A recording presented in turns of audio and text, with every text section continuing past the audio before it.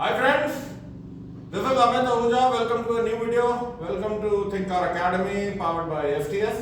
और आज का एक क्विक ब्रीफ वीडियो है क्योंकि मैंने पहले भी मेंशन किया था और ये मेरे ख्याल से हमारे हर टेक्नीशियन भाई को ये कंसर्न करता है।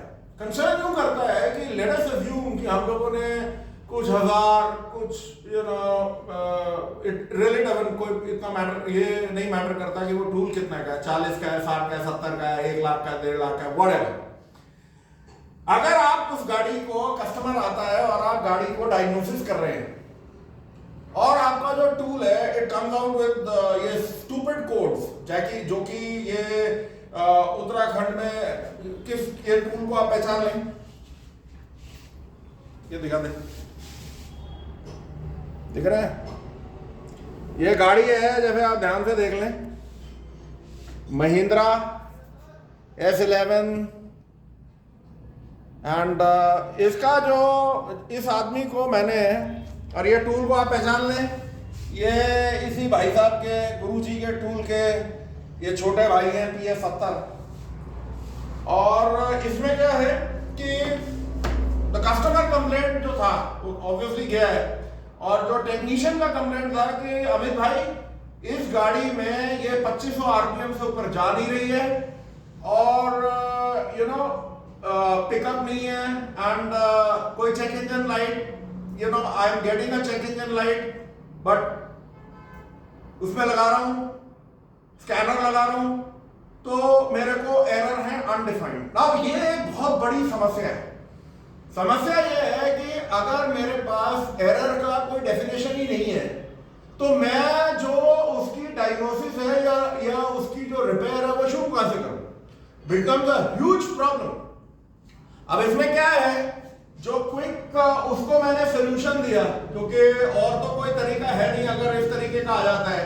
लेकिन अगर ये पी कोड्स है माय फ्रेंड्स, कुछ चीजें हमारे को जो हमारा डायग्नोसिस पाथ है वो क्या होना चाहिए और ये जो स्टेप्स है मैं कवर करूंगा एक ही वीडियो में, बहुत सारा मैं वो नहीं भर दूंगा।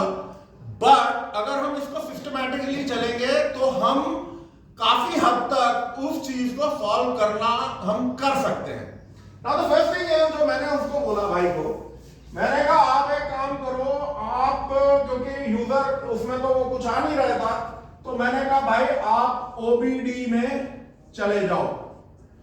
इसीलिए माय फ्रेंड्स मैं आपको हर बार OBD का जो हमारा हम बोलते हैं जेनेरिक या ग्लोबल जिसको भी हम बोलते हैं OBD के मैं आपको दिखाता हूं क्योंकि बहुत जगह ऐसी है जहां पे मैन्युफैक्चरर स्पेसिफिक डेटा जो है वो जो इंजीनियर्स हैं, और ये मैं किसी पर्टिकुलर टूल को नहीं बोल रहा हूं। अब मसला ये है कि 3 साल से ये प्रॉब्लम चलती आ रही है एक टूल में, आज तक सॉल्व नहीं हुई। 2022 का एंड हो गया तो ये जितनी बड़ी बातें करते हैं कि हम ये कर देंगे वो कर देंगे, रियली जब तक आप अनडिफाइंड एरर्स को नहीं सॉर्ट आउट कर पा रहे हो तो करोगे क्या? बट एनीवे, अगर आप OBD में जाते हो, जो मैन्युफैक्चरर जो डेटा होता है उसमें जो इंजीनियर इंटरप्रेट करता है, वो इंजीनियरिंग टीम जो बनाती है उसमें बतेरा कुछ चांसेस होते हैं टेढ़ा मेढ़ा दिखाने के। लेकिन जो OBD होता है, OBD जो ग्लोबल ये जो OBD है आपका EOBD, हमारा EOBD है, EOBD में बेसिकली जो डेटा होगा वो एक्चुअल होगा, उसमें कोई भी मैन्युफैक्चरर उसमें हेराफेरी नहीं कर सकता। हो क्या रहा है, जैसे ये वाला जो टूल है X टूल वगैरह मैंने आपको दिखाया था, ये आपको मोड नहीं दिखा रहे हैं, मोड 1 2 मोड 10 होते हैं और जो पुरानी गाड़ी है वो 2 मोड 9 तक होते हैं। तो ये वाला जो टूल है वो नहीं दिखा रहा है, लेकिन बाकी जो जैसे थिंक टूल वगैरह है, मैंने आपको छोटा सा रीडर दिखाया था, मैंने आपको दिखाया था मोड 1 2 3 4 5 6 7 8 9 10 एवरीथिंग। तो जो OBD है वो आपका फर्स्ट मेथड है जहां आपने जाना चाहिए। ओके, दूसरा फ्रीज फ्रेम डेटा,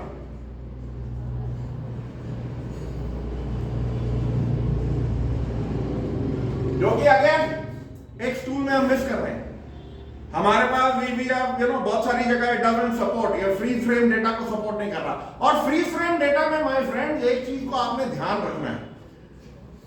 सबसे पहले जब ये गाड़ी आप लोगों के पास ऐसी कोई आती है जिसमें अनडिफाइंड कोड्स हैं, तो आपने अगर फ्रीज फ्रेम देना है तो आपने जो पहला फ्रीज फ्रेम सेट किया था फर्स्ट,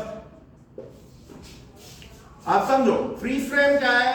आप गाड़ी चलाते रहे, एक फ्रीज फ्रेम आया, फिर उसके बाद दूसरा एक कोड आया, उसका भी एक फ्रीज फ्रेम डेटा आएगा, फिर एक तीसरा कोड आया, उसका भी एक फ्रीज फ्रेम आएगा, फिर एक चौथा कोड आया, फ्रीज फ्रेम आएगा। आपने जो पहला फ्रीज फ्रेम आया था उसके ऊपर पहले काम करना है, क्योंकि होता क्या है, जब हम फॉल्ट सेटिंग क्राइटेरिया होता है ईसीयू का, उसमें वो क्या करता है कि जो आपने उसको एड्रेस नहीं किया, कुछ ड्राइव साइकिल के बाद वो एक दूसरा फ्रीज फ्रेम डाल देगा, एक नया कोड क्रिएट कर देगा। एक आपने उसको भी नहीं एड्रेस किया, एक नया कोड क्रिएट कर देगा, चौथे को उसने नया कोड एड्रेस कर देगा। अब जैसे इसमें जो आया था 2463 P00, फिर उसने कहा 2463-92। अब ये क्या है 92? बेसिकली जो ड्राइव साइकिल्स है, इस प्रॉब्लम को उसने एड्रेस नहीं किया तो उसने उसको एक कैटेगरी दे दी। फिर उसने दिया है जी P, ये मैंने नोट किया हुआ है, 0113, फिर P0100। जब आप देखते हो इस सारी चीज को, तो getting to the other point, थोड़ा सा अगर हम इसके ऊपर विचार करें और हम इसके बाद जब हमने एक बार आइडेंटिफाई कर लिया, हम लाइव डेटा में जाएं। और लाइव डेटा में माय फ्रेंड्स, गाड़ी को चलने के लिए मैं हर बार बोल रहा हूं, हमारे को क्या चाहिए? एयर, फ्यूल, कंबशन,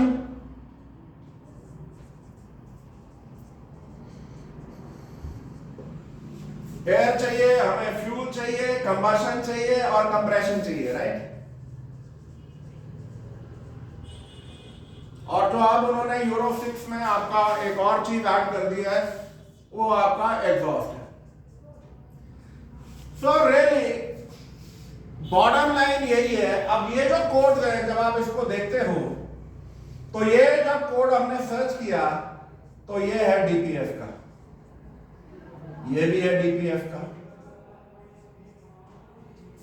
ये है आपका आईएटी का, इनटेक एयर टेम्परेचर, और ये है मास एयर फ्लो। अब मैं आपको थोड़ा सा समझाता हूं कि ये हुआ क्या होगा अगर आप इसे ध्यान से समझें। आपका जो एग्जॉस्ट है उसमें सूट मास भर गया, ठीक है। मतलब जो एग्जॉस्ट जो बाहर जाना चाहिए था डीपीएफ से, उसको वो कहीं ना कहीं आपका वापस आ रहा है, ओके। वो आपका जो एग्जॉस्ट है वो वापस आ रहा है, बैक। अब उसके पास कोई जगह तो है नहीं जाने के लिए, तो वो जाएगा कहां?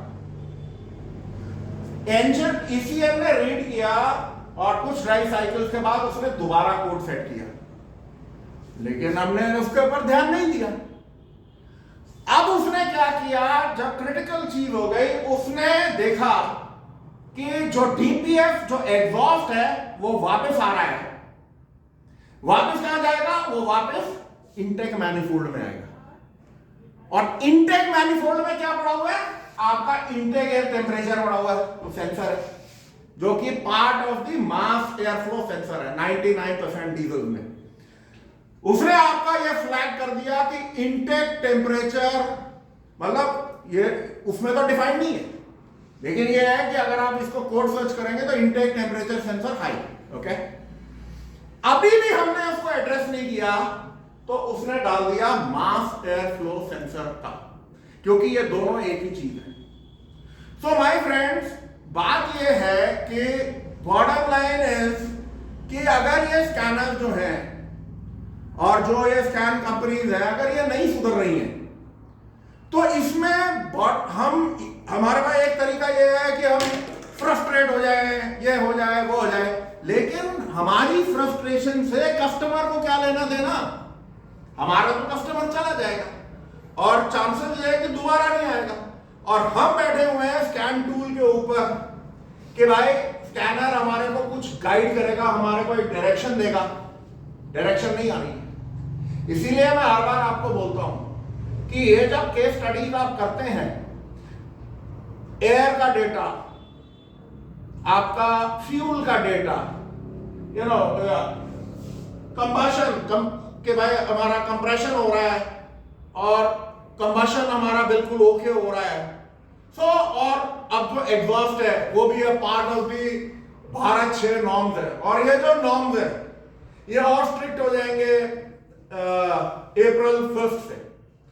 तो घूम फिर के हम लोगों को प्रिपेयर होना चाहिए कि भाई क्या है। और दूसरी एक और बात है, it comes to the question, बहुत सारे मेरे फ्रेंड्स के कमेंट्स आए कि मतलब व्हाट्सएप पे भी आए कि हमें क्या होगा, हमें क्या टूल लेना चाहिए।